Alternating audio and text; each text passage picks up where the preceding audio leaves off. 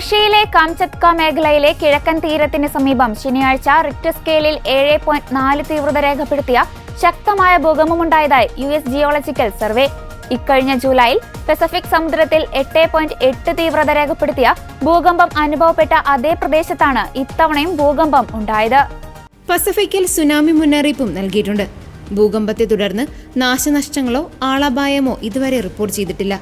July മാസത്തിൽ ഈ മേഖലയിലുണ്ടായ ഭൂകമ്പത്തെ തുടർന്ന് കിഴക്കൻ റഷ്യയിലുടനീളം തീവ്രമായ ഭൂചലനങ്ങളുണ്ടായിരുന്നു. അന്ന് ജപ്പാനും അമേരിക്കയും അടക്കം നിരവധി പസഫിക് ദ്വീപ് രാജ്യങ്ങളിലും സുനാമി മുന്നറിയിപ്പ് നൽകിയിരുന്നു. ഭൂകമ്പ സാധ്യതകളുടെ നീണ്ട ചരിത്രമുള്ള പ്രദേശമായ കാംചത്ക ഉപദ്വീപിനടുത്തായിരുന്നു അന്ന് ഭൂകമ്പത്തിന്റെ പ്രഭവ കേന്ദ്രം. വലിയ ഭൂകമ്പ സാധ്യതയുള്ള പ്രദേശമാണ് റഷ്യയുടെ കിഴക്കൻ മേഖലയിൽ സ്ഥിതി ചെയ്യുന്ന കാംചത്ക ഉപദ്വീപ്. ഭൂകമ്പങ്ങളുടെ അസ്വസ്ഥമായ നീണ്ട ചരിത്രമുള്ള പ്രദേശമാണിത്. പസഫിക് സമുദ്രത്തെ ചുറ്റിപ്പറ്റിയുള്ള റിംഗ് ഓഫ് ഫയർ മേഖലയിലാണ് കാംചത്ക സ്ഥിതി ചെയ്യുന്നത്. ലോകത്തിലെ ഏറ്റവും ഭൂകമ്പ സാധ്യതയുള്ള പ്രദേശങ്ങളിൽ ഒന്നാണിത്.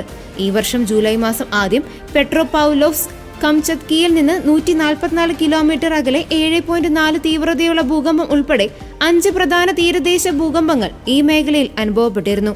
1900 മുതൽ 8.3 തീവ്രത രേഖപ്പെടുത്തിയ 7 ഭൂകമ്പങ്ങൾ പ്രദേശത്തുണ്ടായിട്ടുണ്ട്.